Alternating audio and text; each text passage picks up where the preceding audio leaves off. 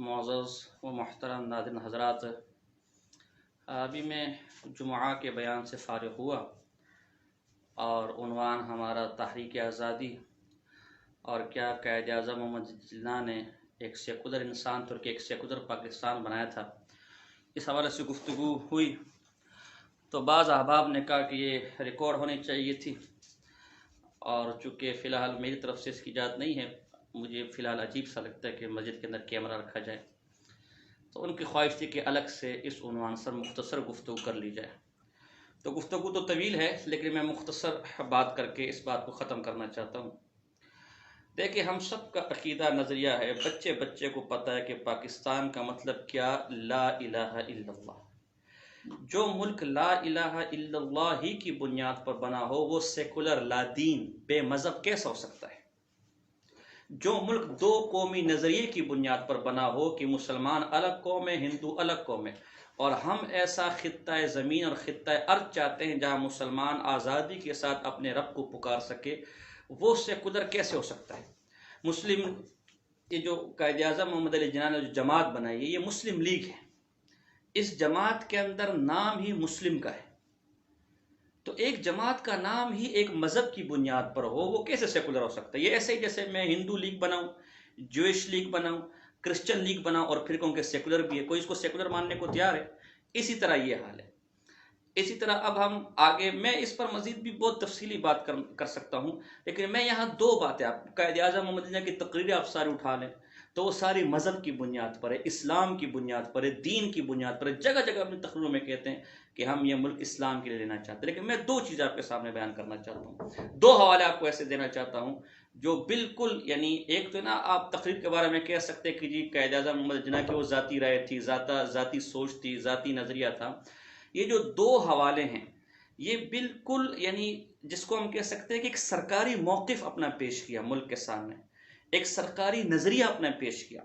تو ایک آدمی جب ملک کا نظریہ پیش کرتے ہیں، ملک کی پالیسی پیش کرتا ہے، تو اسی پالیسی کے تناظر میں اس ملک کا مستقبل طے کیا جاتا ہے۔ پاکستان آزاد ہونے کے بعد 1947 میں اس کے سارے ادارے انگریز کے بنائے ہوئے تھے، ظاہر ہے ایک دو دن کے اندر نئے ادارے نہیں بنائے جا سکتے، اس کا فوج، اس کا مقننہ، جوڈیشری اور جتنے بھی نظام تھے سب انگریز کے بنائے ہوئے تھے۔ لیکن قائد اعظم محمد علی جناح نے جو سب سے پہلا ادارہ بنایا، جو سب سے پہلا نظم بنایا، جو سب سے پہلا ادارہ ایک بنایا، وہ تھا ڈپارٹمنٹ آف اسلامک ریکنسٹرکشن۔ اس کے لیے ایک فرد کو ہائر کیا گیا، ایک فرد کی ذمہ داری لگے جو علامہ اسد اللہ کے نام سے تاریخ میں مشہور ہے، شیخ اسد اللہ کے نام سے۔ یہ دراصل آسٹریلیا کے تھے، آسٹریلیا میں رہتے تھے، جوئش تھے، پہلے یہودی تھے، بعد میں انہوں نے اسلام قبول کیا اور مصر، یورپ وغیرہ کے دورے کیے، انگریزی عربی کے ماہر تھے، اور پھر ایک تاریخ ہے کہ پاکستان کس طرح ہے، کیا تناظر تھا اس میں نہیں جانتا۔ ان کے ذمہ لگایا گیا کہ وہ 4 کام کریں۔ قائد اعظم محمد جناح نے ان کے ذمہ 4 کام لگائے۔ ایک تو یہ کہ ملک کے اندر اسلامی نظام کیسے نافذ کرے، اس کے لیے آپ قانون سازی کا طریقہ میں بتائیں۔ نمبر 2، یہاں کی معاشی پالیسی سود فری ہوں گی، اسلامک اکانومی ہم یہاں کیسے اسٹیبلش کریں، کیسے اس کو نافذ کریں، اس کے لیے آپ ہمیں رائے دیں۔ اور تیسرا کہ یہاں اسلامی نصاب سب کے لیے برابر ہو، ایک اسلامی نصاب ہو۔ اور چوتھے کہ عشر اور زکوٰۃ کے مسائل اس کے لیے قانون سازی کرے۔ یہ 4 چیزیں دی گئی، جس کو بعد میں ٹرمز اینڈ ایمز وغیرہ ڈپارٹمنٹ آف اسلامک ریکنسٹرکشن کے نام سے وہ رپورٹ سر اسد اللہ نے پیش کی۔ یہ الگ بات ہے کہ جب وہ رپورٹ پیش ہوئی تو مرزائی اور قادیانی جو ہمیشہ اس دین کے دشمن ہیں، اس ملک کے دشمن ہیں، انہوں نے سازش کر کے سر اسد اللہ کو باہر بھجوا دیا اور پیچھے جو ڈپارٹمنٹ تھا، جو وزارت تھا، اس کا سارا ریکارڈ جلا دیا۔ تو یہ ریکارڈ، یہ جو فائل بنی تھی کہ اس ملک کے اندر یہ 4 چیزیں کس طرح ہم اسلامی خد و خال پر کریں گے، یہ بھی ساتھ میں جل گیا۔ آج سرکاری ریکارڈ میں یہ فائل موجود نہیں ہے، لیکن آرکائیو جو انٹرنیٹ پر کتابوں کا بہت بڑا ایک ویب سائٹ ہے، جس پر قریباً ایک زمانے میں پڑھا تھا کہ 5 ملین سے بھی زیادہ دنیا کی مختلف زبانوں میں اس میں کتابیں موجود ہیں۔ اس میں یہ رپورٹ آج بھی جو سرکاری سطح پر پنجاب سے چھپی ہے، یہ رپورٹ آج بھی موجود ہے۔ میں ساتھیوں کہوں گا کہ اس کا صفحہ وغیرہ بھی اس ویڈیو کے ساتھ لگا لیں۔ دوسرا میں کہتا ہوں ایک اور، 1948 میں اسٹیٹ بینک 1 جون 1948 میں اسٹیٹ بینک جب قائم ہوا تو اسٹیٹ بینک کی افتتاحی تقریب کے اندر قائد اعظم محمد علی جناح نے جو تقریر کی وہ تقریر بتاتی ہے کہ نہ ملک سیکولر تھا اور نہ قائد اعظم سیکولر تھے.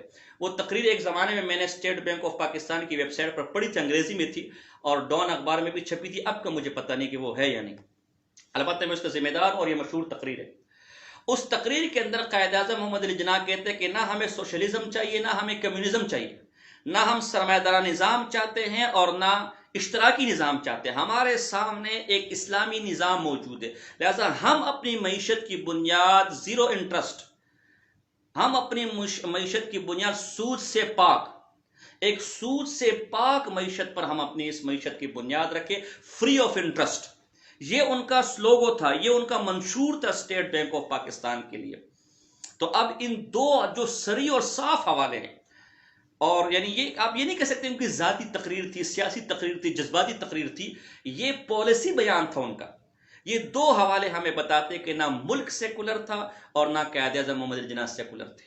وہ یہ ملک بھی اسلام کی بنیاد پر حاصل کرنا چاہ رہے تھے اور کیا، اور قائد اعظم محمد علی جناح بھی ایک اسلامی سوچ رکھنے والے تھے. اور انہوں نے پاکستان بننے کے بعد جو سب سے پہلا ادارہ، جو سب سے پہلی وزارت قائم کی، جو سب سے پہلا منشور قائم کیا، وہ the department of Islamic reconstruction کے نام سے وہ ادارہ قائم کیا، وہ وزارت قائم کی. اور سب سے پہلا جو کام کیا وہ یہ تھا کہ اس ملک کو کس طرح اسلامی خد و خال پر چلایا جائے. اگر اس کے بعد بھی کوئی یہ کہتا ہے کہ یہ ملک سیکولر تھا یا ملک اس لیے حاصل کیا گیا تھا کہ یہاں کوئی مذہب نہ ہو، یہاں کوئی دین نہ ہو، یا قائد اعظم سیکولر تھے، تو میں کہتا ہوں کہ ایسے لوگ کو اللہ ہی ہدایت دے. وما علینا الا البلاغ المبین.